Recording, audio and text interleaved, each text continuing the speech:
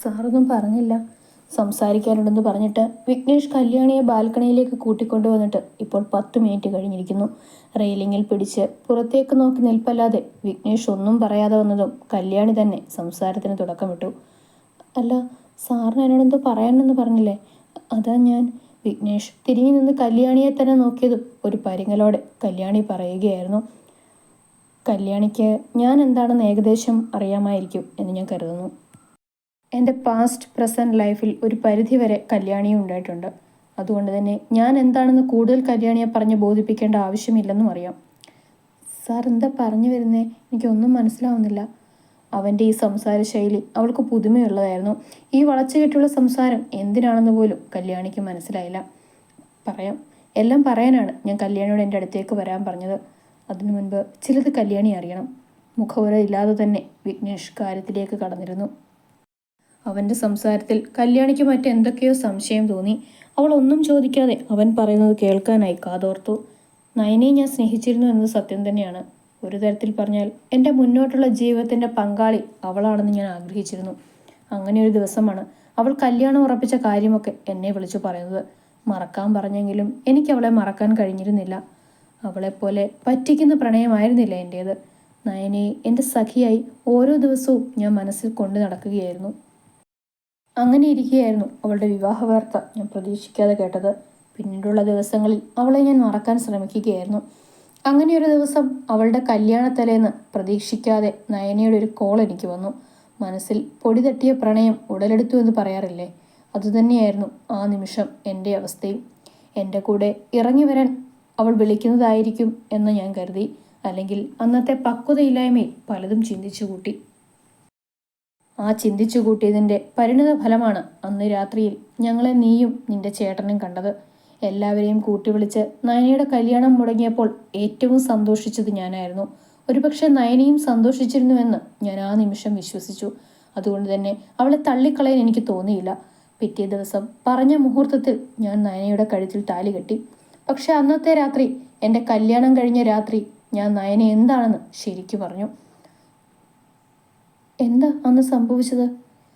പറയുന്നിടത്ത് നിന്ന് വിഘ്നേഷ് നിർത്തിയതും കല്യാണി ആകാംക്ഷയോടെ ചോദിച്ചു. എന്തെന്നാൽ സാറിൻ്റെ ജീവിതത്തിൽ എന്താണ് സംഭവിച്ചത് എന്നറിയാൻ അവൾക്കും ആഗ്രഹമുണ്ട്. നയന മണിയറയിലേക്ക് വരാനായി ഒരുങ്ങാൻ താഴേക്ക് പോയപ്പോഴായിരുന്നു മുകളിൽ വെച്ചിരുന്ന അവളുടെ ഫോണിലേക്ക് ഒരാളുടെ കോള് വന്നത്. നമ്പറായതുകൊണ്ട് തന്നെ മറ്റൊന്നും ചിന്തിക്കാതെ അറ്റൻഡ് ചെയ്ത് ഞാൻ ചെവിയോരം വെച്ചു. എന്നാൽ കേട്ട സംസാരമൊക്കെ ഏതൊരാണിനെയും തളർത്തുന്നതായിരുന്നു. അവൻ പറയുന്നതല്ലാതെ ആ സമയം ഞാൻ ഒരക്ഷരം മൂളിയില്ല. നയനെ എന്ന് കരുതിയായിരുന്നു എന്നോട് അവൻ ഓരോന്നും സംസാരിച്ചത്. അതും നയനെ എന്നോട് സംസാരിക്കുന്ന രീതിയിൽ. ആ നിമിഷം തൊട്ട് നയനയിൽ എനിക്ക് സംശയം ഉളവാകാൻ തുടങ്ങി. അതുകൊണ്ട് തന്നെ ഞാൻ അവളെ ഒന്ന് തൊടുക പോലും ചെയ്തില്ല. എന്നാൽ കല്യാണം കഴിഞ്ഞ് കൃത്യം 1 മാസം എത്തിയതും അവൾക്ക് പെട്ടെന്ന് തലചുറ്റലുണ്ടായി. ഹോസ്പിറ്റലിൽ പോയപ്പോഴാണ് അറിയുന്നത് നയന പ്രഗ്നൻ്റ് ആണെന്ന്. പിന്നെ ഒന്നും നോക്കിയില്ല, ചവിട്ടി പുറത്താക്കി, എൻ്റെ വീട്ടിൽ നിന്നും എൻ്റെ ജീവിതത്തിൽ നിന്നും. പിന്നീട് ആരൊക്കെയോ പറഞ്ഞറിഞ്ഞു അവളുടെ കാമുകൻ്റെ ഒപ്പമാണ് ഇപ്പോൾ താമസമെന്നൊക്കെ. നന്നായി അവൾ എല്ലാവരുടെയും ജീവിതത്തിൽ നിന്നും പോയത്. ആ കുഞ്ഞ് അപ്പോൾ ആരുടേതാ? എല്ലാം കേട്ട് കഴിഞ്ഞപ്പോൾ കല്യാണിക്കും നയനയോട് വല്ലാത്ത വിദ്വേഷം തോന്നി, ഒപ്പം വെറുപ്പും. അതവളുടെ വാക്കുകളിലും മുഖത്തും പ്രകടമായി. അന്നവളെ കൂട്ടിക്കൊണ്ടുപോയതിൻ്റെ ആകാനാണ് ചാൻസ്. മറ്റൊരുവൻ്റെ കൊച്ചിൻ്റെ അമ്മയും കൊണ്ട് അവൻ പോകില്ലല്ലോ. അതും ശരിയാ. അല്ല, സാറെന്തിനാ ഇപ്പം ഇതൊക്കെ എന്നോട് പറഞ്ഞത്? കാര്യങ്ങളൊക്കെ കേട്ട് കഴിഞ്ഞതും ആ സംശയം കല്യാണിയിൽ വന്നുദിച്ചു. താൻ എല്ലാം അറിയണമെന്ന് തോന്നി. ഞാൻ എന്താണെന്ന് തന്നെ അറിയിക്കണമെന്ന് തോന്നി. എൻ്റെ ജീവിതത്തിൽ എന്താണ് സംഭവിച്ചത് എന്നും നയന എൻ്റെ ജീവിതത്തിലേക്ക് എങ്ങനെ വന്നത് എന്നും എല്ലാം കല്യാണി അറിയണം. അത് മറ്റൊന്നും കൊണ്ടല്ല, മുന്നോട്ടുള്ള നമ്മുടെ ഏട്ടനും ഏട്ടത്തെയും വരുന്നു. വിഘ്നേഷ് സംസാരിച്ചുകൊണ്ടിരിക്കുകയാണ് കല്യാണി ഗേറ്റും കടന്നു വരുന്ന തൻ്റെ ഏട്ടനെയും ഏട്ടത്തെയും മുകളിലെ ബാൽക്കണിയിൽ നിന്നും കണ്ടത്. അവരെ കണ്ടതും നിറഞ്ഞ സന്തോഷത്തോടെ അവൾ വിഘ്നേഷിനോട് പറഞ്ഞുകൊണ്ട് ബാൽക്കണിയിൽ നിന്നും അകത്തേക്ക് ഓടാൻ തുടങ്ങിയതും അതേസമയമായിരുന്നു കല്യാണിയുടെ കയ്യിൽ വിഘ്നേഷിൻ്റെ പിടുത്തം വീണത്. അവൻ്റെ ആ പ്രവൃത്തിയിൽ കല്യാണി ഒരു നിമിഷം തറഞ്ഞു നിന്നുപോയി. സർ, കല്യാണി വല്യായ്മയോടെ വിഘ്നേഷിനെ നോക്കി, ഒപ്പം അവൻ പിടിച്ചു വെച്ചിരിക്കുന്ന തൻ്റെ കൈകളിലേക്കും. ഞാൻ തന്നോടിപ്പോൾ ഇതൊക്കെ പറയാൻ ഒറ്റ കാരണമേ ഉള്ളൂ. കല്യാണി, എനിക്ക് നിന്നെ ഇഷ്ടമാണ്. എൻ്റെ ജീവിതത്തിലേക്ക് എൻ്റെ ഭാര്യയായി എൻ്റെ ഒപ്പം വരുവാൻ കല്യാണിക്ക് സമ്മതമാണോ? പൊന്നുപോലെ ഞാൻ നോക്കിക്കോളാം. ഒരു വേദനയും ഏൽക്കാതെ നിന്നെ ഞാൻ സംരക്ഷിച്ചോളാം. അവൻ്റെ കണ്ണുകളിൽ കല്യാണിയോടുള്ള പ്രണയം മുന്നിട്ട് തന്നെ നിന്നു. ഇനി തനിക്ക് സമയമില്ലെന്ന് അവനറിയാം. അതുകൊണ്ട് അവൻ്റെ മനസ്സ് കല്യാണിക്ക് മുന്നിൽ തുറക്കുകയായിരുന്നു. സാർ സാർ എന്തൊക്കെയാ? കല്യാണിയുടെ കണ്ണുകൾ നിറഞ്ഞു. I love you Kalyani. മറുപടി ഇപ്പം പറയണമെന്നില്ല, പിന്നീടായാലും മതി. പറയുമ്പോൾ ചെറു പുഞ്ചിരി ഉണ്ടായിരുന്നു വിഘ്നേഷിൻ്റെ ചുണ്ടിൽ. ആ പുഞ്ചിരിക്ക് മറവിലായി ഇനി വരാൻ പോകുന്നത് എന്തൊക്കെയാണ് എന്ന ചിന്തകളും ഉണ്ടായിരുന്നു. കല്യാണി, ദേ നിന്റെ ഏട്ടൻ വന്നിരിക്കുന്നു. അതേസമയം തന്നെയായിരുന്നു സ്റ്റെപ്പുകൾ കയറി കിതപ്പോടെ വരുണ ബാൽക്കണിയിലേക്ക് വന്നത്. എന്നാൽ വരുണ കാണുന്നതോ കല്യാണിയുടെ കയ്യിൽ പിടിച്ചു നിൽക്കുന്ന തൻ്റെ ഏട്ടനെയാണ്. ഒരു നിമിഷം വരുണയുടെ കണ്ണുകൾ മിഴിഞ്ഞുപോയി. താഴേക്ക് വെക്കോളൂ, ഞാനിപ്പോൾ വരാം. പിന്നെ ഞാൻ പറഞ്ഞത് ആലോചിക്കണം. പോസിറ്റീവ് മറുപടിക്ക് വേണ്ടി ഞാൻ കാത്തിരിക്കും. അത്രയും പറഞ്ഞുകൊണ്ട് വിഘ്നേഷ് അവളുടെ കൈകൾ വിട്ടു. നിറഞ്ഞ കവിഞ്ഞ കണ്ണുനീർ അമർത്തി തുടച്ച് കല്യാണി അവനെ ഒന്ന് നോക്കിക്കൊണ്ട് വരുണയെ വാതിലിനരികിൽ നിന്നും നീക്കി താഴേക്ക് സ്റ്റെപ്പുകൾ ഇറങ്ങിപ്പോയി. ഏട്ടാ! കല്യാണി ഓടിപ്പോയതും വരുണ തൻ്റെ ഏട്ടനെ അതിശയത്തോടെ വിളിച്ചു. ഏട്ടാ! തന്നെ നോക്കാതെ മുഖം തിരിച്ച് പുറത്തേക്ക് നോക്കി നിൽക്കുന്നവനെ വരുണ പുറകിൽ നിന്നും വിളിച്ചു. എനിക്ക് കല്യാണി ഇഷ്ടമാണ്. ഞാൻ അവളോടത് തുറന്നു പറഞ്ഞു. ബിബി നിന്നോടും കാര്യങ്ങളൊക്കെ പറഞ്ഞിട്ടുണ്ടാകില്ലേ? എന്തോ തൻ്റെ അനിയത്തിയുടെ മുഖത്ത് നോക്കി കാര്യങ്ങൾ പറയാൻ വല്ലാത്ത വൈമനസ്യം തോന്നി വിഘ്നേഷിന്. പറഞ്ഞിരുന്നു. പക്ഷേ ഏട്ടാ, കല്യാണി അവൾക്ക് ഏട്ടനെ എൻ്റെ ഇഷ്ടം ഞാൻ പറഞ്ഞിട്ടുണ്ട്. അവൾക്ക് താല്പര്യമുണ്ടെങ്കിൽ നോക്കാം. ഏട്ടാ, എന്നെ ഒന്ന് നോക്കിയേ. പറയുന്നതിനോടൊപ്പം വരുണ അവനെ തനിക്ക് നേർക്ക് പിടിച്ചു നിർത്തി. എന്താണ് എന്ന അർത്ഥത്തിൽ വിഘ്നേഷ് വരുണയെ തന്നെ നോക്കി. എനിക്കൊരു സംശയം. വംശി അയാൾ സത്യങ്ങളൊക്കെ അറിഞ്ഞാൽ? വീണ്ടും കല്യാണിയെ ജീവിതത്തിലേക്ക് ക്ഷണിച്ചാൽ? എന്തോ ആ ഒരു ഭരം വരുണയുടെ വാക്കുകളിലും ഉണ്ടായിരുന്നു. ഉറപ്പായും അങ്ങനൊരു നീക്കം ഉണ്ടാവും. അതുകൊണ്ടുകൂടിയാണ് ഇപ്പോൾ തന്നെ ഞാൻ കാര്യങ്ങൾ സംസാരിച്ചത്. ചിലപ്പോൾ എനിക്ക് ഇങ്ങനൊരു അവസരം ഇനി വന്നില്ലെന്ന് വരാം. വരുണയോട് അങ്ങനെയൊക്കെ പറയുന്നുണ്ടെങ്കിലും അവൻ്റെ മനസ്സാകെ അവൾക്ക് വേണ്ടി തുടിക്കുകയായിരുന്നു. അവളുടെ സമ്മതത്തിനായി കാത്തിരിപ്പായിരുന്നു. ദേ മോള് വന്നല്ലോ. സോഫയിലിരിക്കുന്ന അനന്തനെയും മിത്രയും നോക്കി സ്റ്റെപ്പുകൾ ഇറങ്ങി വരുന്ന കല്യാണിയെ കണ്ട് സൗദാമിനിയമ്മ നിറഞ്ഞ പുഞ്ചിരിയോടെ പറഞ്ഞു. അതേ നിമിഷം തന്നെ അനന്തൻ്റെയും മിത്രയുടെയും കണ്ണുകൾ സ്റ്റെപ്പുകൾ ഇറങ്ങി വരുന്നവളിലേക്ക് പതിച്ചു.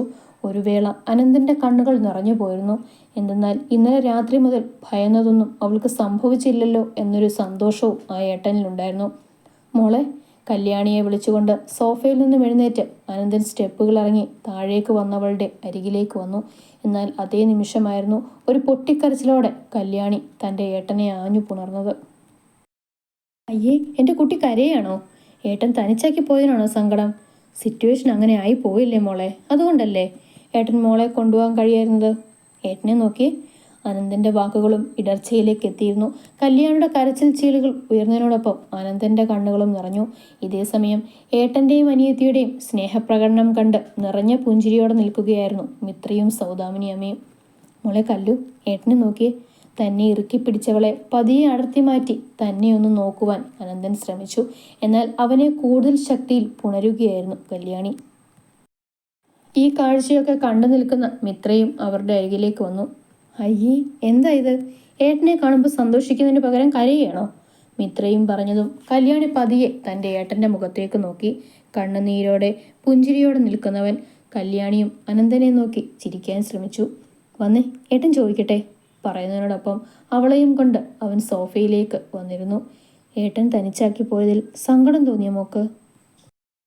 അനന്തൻ പാറിപ്പറക്കുന്ന കല്യാണിയുടെ മുടിയിഴകൾ ഒതുക്കി വെച്ചുകൊണ്ട് സ്നേഹത്തോടെ ചോദിച്ചു. കല്യാണി ഇല്ലെന്ന മട്ടിൽ തലയാട്ടി. പിന്നെ എന്തിനാ എൻ്റെ വാവ കരയുന്നേ? അവളുടെ കണ്ണുനീർ അമർത്തി തുടച്ചു കൊടുത്തു അനന്തൻ. കല്യാണി ഒന്നുമില്ലെന്ന മട്ടിൽ ചുമൽ കൂച്ചി. ഒരാഴ്ചയായില്ലേ മോനെ കാണാതെ? അതിൻ്റെ സങ്കടമായിരിക്കും മോക്ക്. പെട്ടെന്ന് മോനെ കണ്ടപ്പോൾ അത് പുറത്തു വന്നു അല്ലേ മോളെ? സൗദാമിനിയമ്മ സ്നേഹത്തോടെ ചോദിച്ചതും അതേ എന്ന മട്ടിൽ കല്യാണി തലയാട്ടി. അപ്പോഴും അവരുടെ ഉള്ളിൽ വലിയൊരു സ്ഫോടനം കലങ്ങി മറിയുന്നുണ്ടായിരുന്നു.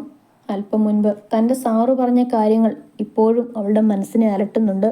തന്നോടുള്ള ഇഷ്ടം സാറ് പെട്ടെന്ന് പറഞ്ഞപ്പോൾ തോന്നിയ സങ്കടത്തിൽ ഓടി വന്നതാണ്. പക്ഷേ തൻ്റെ ഏട്ടനെ കണ്ട് സന്തോഷവും ആ സങ്കടത്തിൽ മുങ്ങിപ്പോയി. മോളെ, ഞങ്ങൾ കൊണ്ടുപോകാൻ വന്നതാ. ഇനി ഇപ്പോഴൊന്നും നാട്ടിലേക്ക് പോകേണ്ടി വരില്ല. ഒരുപാട് നന്ദിയുണ്ട് ഒരാഴ്ച എൻ്റെ അനിയത്തിയെ മകളെപ്പോലെ സംരക്ഷിച്ചതിന്.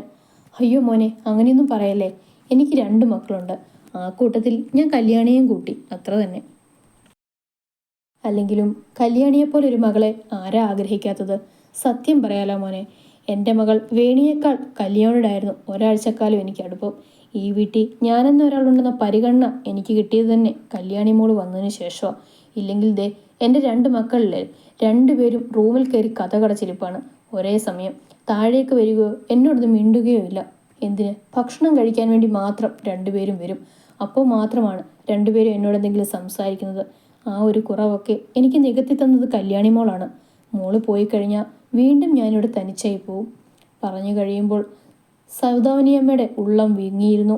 ആ വീട്ടിൽ ആ അമ്മ അനുഭവിക്കുന്ന നിശബ്ദത, അതായിരുന്നു ആ അമ്മയുടെ വാക്കുകളിൽ നിന്നും പുറത്തേക്ക് വന്നത്. 2 വർഷക്കാലമായിരിക്കുന്നു തൻ്റെ മക്കൾ പരസ്പരം സംസാരിക്കാതെ, നേരെ ഒന്നും നോക്കാതെ. 2 പേരും പരസ്പരം കാണുന്നത് തന്നെ ഡൈനിങ് ടേബിളിലാണ്. അതേ അകലം തന്നോടും കാണിക്കുമ്പോൾ ആ അമ്മയുടെ ഉള്ളം എത്ര ഉരുകിയിട്ടുണ്ടാവും.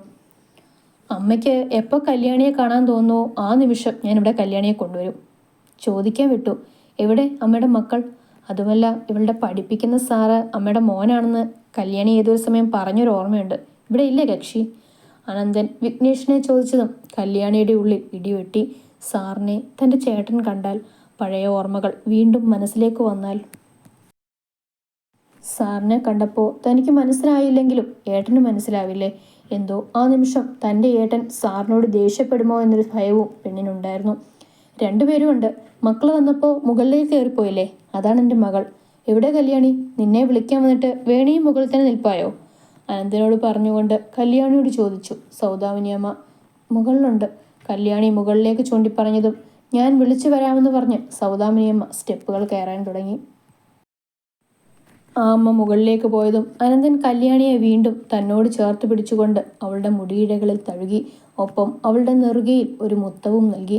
അപ്പോഴും ഇനിയുള്ള നിമിഷങ്ങളിൽ എന്താണ് നടക്കാൻ പോകുന്നതെന്നറിയാതെ ആദി പിടിച്ച് ഏട്ടൻ്റെ മാറിൽ ചാരിയിരിപ്പായിരുന്നു അവൾ. നയനയുടെ വീടിൻ്റെ മുന്നിലെത്തുമ്പോൾ വംശിയുടെ മനസ്സ് ആകെ ശൂന്യമായിരുന്നു. ഒരു വേള അവൻ്റെ മനസ്സിലേക്ക് കടന്നു വരുന്നത് നയനയുമായി തൻ്റെ കല്യാണം ഉറപ്പിക്കാനായി ഈ വീട്ടിലേക്ക് കയറി വന്ന ദൃശ്യങ്ങളാണ്. ഡി ഒരുമ്പട്ടോളെ, നീ കാരണം ഈ കുടുംബത്തിലെ മാനം പോയല്ലോ. നീ ഞങ്ങളെക്കുറിച്ച് ഓർക്കണ്ട, നിന്റെ വയറ്റിൽ പിറന്ന ഈ കൊച്ചിനെ കുറിച്ച് നിനക്ക് ഓർത്തൂടെ? നീ ഇങ്ങനെ നടന്ന ഈ കൊച്ചിൻ്റെ ജീവിതം എന്താവും? വംശി ഗേറ്റും കടന്ന് മുറ്റത്തേക്ക് കയറിയതും അകത്തുനിന്നുമുള്ള നയനയുടെ അമ്മയുടെ ഉറക്കെയുള്ള സംസാരമായിരുന്നു അവൻ കേട്ടത്. ഇതേ തള്ള, ഞാൻ പറഞ്ഞിട്ടുണ്ട് എൻ്റെ കാര്യത്തിൽ ഇടപെടരുതെന്ന്. ഒരു വേള മുന്നോട്ട് നടന്നവൻ നയനയുടെ ശബ്ദം കേട്ടതും പറഞ്ഞു നിന്നു. ഇടപെടാതെ പിന്നെ എങ്ങനെയാടി? നിനക്ക് തോന്നുന്നതുപോലെ നടക്കാനോ? അത് ഈ മാണിക്കൊത്ത് തറവാട്ടി വേണ്ട. നിന്റെ അച്ഛനെ പോയിട്ടുള്ളൂ, ഞാൻ ഇപ്പോഴും ഇവിടെയുണ്ട്. എന്നാൽ നിങ്ങൾക്ക് പോയിക്കൂടെ? അച്ഛൻ പോയിടത്തേക്ക് എനിക്ക് കുറച്ച് സമാധാനം കിട്ടുമല്ലോ. നിന്റെ സമാധാനം കളഞ്ഞത് ഞങ്ങളാണോടി? നീ തന്നെ നിന്റെ ജീവിതം കൊണ്ടുപോയി തലച്ചതല്ലേ. ആദ്യം ഒരുവന് ഇഷ്ടമാണെന്ന് പറയുന്നു, അവനുമായുള്ള കല്യാണം ഉറപ്പിക്കുന്നു, കല്യാണത്തിൽ നിന്ന് മറ്റൊരുവിനെ വീട്ടിലേക്ക് കയറ്റുന്നു. എന്നിട്ടോ കയറ്റിയവൻ താലി കെട്ടി വീട്ടിലേക്ക് പോയതിൻ്റെ 1 മാസം തികയുന്നതിന് മുമ്പ് നീ വേറൊരുത്തിൻ്റെ കുഞ്ഞുമായി അവൻ്റെ വീട്ടിൽ നിന്ന് ഇറങ്ങിപ്പോരുന്നു. പറയടി, ഞങ്ങളാണോ നിന്റെ ജീവിതം തൊലച്ചത്? നിന്റെ സമാധാനം കളഞ്ഞത് ഞങ്ങളാണോ? നീ കാരണം എൻ്റെ മോന് പുറത്തിറങ്ങി നടക്കാൻ കഴിയാത്തത് കൊണ്ടാണ് അവൻ ഈ വീടും വിട്ട് അന്യദേശത്ത് കിടക്കുന്നത്. ഓ, മോൻ വരുന്നുണ്ടാവും, അതാണല്ലേ ഇപ്പൊ എന്നോടുള്ള ഈ ചാടിക്കയറ്റം? അല്ല, ഇനിയും നിന്റെ പോക്ക് നാശത്തിലേക്കാണെന്ന് ഓർമ്മിപ്പിക്കാൻ വേണ്ടിയാണ്. നീ കുഞ്ഞിനെ ഒന്ന് നോക്കടി. അതെന്ത് തെറ്റ് ചെയ്തു നിന്നോട്? അതൊരു തെറ്റ് മാത്രമേ ചെയ്തുള്ളൂ, നിന്നെപ്പോലൊരു അമ്മയുടെ വയറ്റിൽ പിറന്നു എന്നുള്ളത്. എൻ്റെ പൊന്നുമോള്, ഇനിയെങ്കിലും അമ്മ പറയുന്നൊന്ന് കേൾക്ക്. മോളിപ്പോൾ പോകല്ലേ, ഈ കുഞ്ഞിനെ തനിച്ചാക്കി നീ പോവല്ലേ. എനിക്കിഷ്ടമുള്ളവൻ്റെ കൂടെ ഞാൻ ഇറങ്ങിപ്പോവും. എനിക്ക് ഉറപ്പുണ്ട് ഇനിയാണ് ഞാൻ ജീവിക്കാൻ പോകുന്നതെന്ന്. തൻ്റെ കൈകളിൽ പിടിച്ച അമ്മയുടെ കൈ തെട്ടിയെറിഞ്ഞ് പാക്ക് ചെയ്ത ബാഗുമായി നയന പുറത്തേക്കിറങ്ങിയതും കാണുന്നത് മുറ്റത്ത് തറഞ്ഞു നിൽക്കുന്ന വംശിയെയാണ്. വംശിയേട്ടൻ. നയന ചിരിക്കണോ വേണ്ടയോ എന്ന മട്ടിൽ നിന്നു. ഒപ്പം താനും അമ്മയും സംസാരിച്ചത് വംശിയേട്ടൻ കേട്ടുവോ എന്ന സംശയവും അവളിലുണ്ടായി. നയനയ്ക്ക് പുറകെ നയനയുടെ കുഞ്ഞിൻ്റെ കയ്യും പിടിച്ച് നയനയുടെ അമ്മ പുറത്തേക്ക് വന്നു.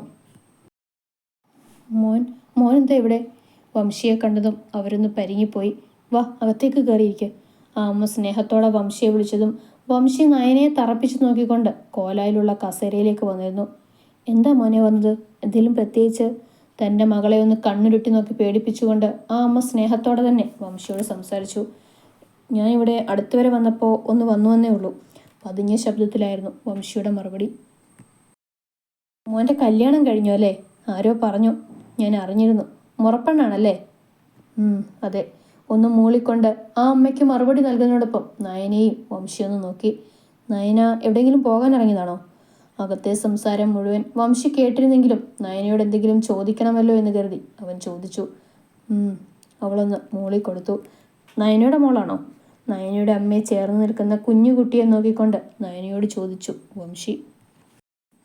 അതെ, വലിയ താല്പര്യമില്ലായ്മയോടെ അവൾ മറുപടി നൽകി. കുഞ്ഞിൻ്റെ അച്ഛൻ വിഘ്നേഷ് അല്ലേ? അവൻ തന്നോട് പറഞ്ഞതൊക്കെ സത്യമാണോ? അതിനു മാത്രമായിരുന്നു കുഞ്ഞിൻ്റെ അച്ഛനെക്കുറിച്ച് വംശി ചോദിച്ചത്. ഞങ്ങൾ ഡിവോഴ്സാണ്. വലിയ താല്പര്യമില്ലായ്മയോടെ തന്നെയായിരുന്നു ഇപ്പോഴും നയനയുടെ മറുപടി. ഞാൻ മറന്നു, കുഞ്ഞിൻ്റെ അച്ഛൻ്റെ പേരെന്താ? ഓർമ്മയില്ലാത്തതുപോലെ അവനൊന്ന് നടിച്ചു. കൃഷ്ണകുമാർ. അപ്പോൾ നീ ഒന്ന് കല്യാണം കഴിച്ചത്? ഇയാൾക്ക് എന്താ അറിയേണ്ടത്? ഇവിടെ അടുത്ത് വന്നതല്ലേ. അവിടേക്ക് വന്നിട്ടുണ്ടെങ്കിൽ അവിടെ വന്നിട്ട് പോകണം, അല്ലാതെ ഇവിടെ കയറി ഒന്ന് വിസ്തരിക്കുകയല്ല വേണ്ടത്. ഞാൻ ഇറങ്ങുന്നു.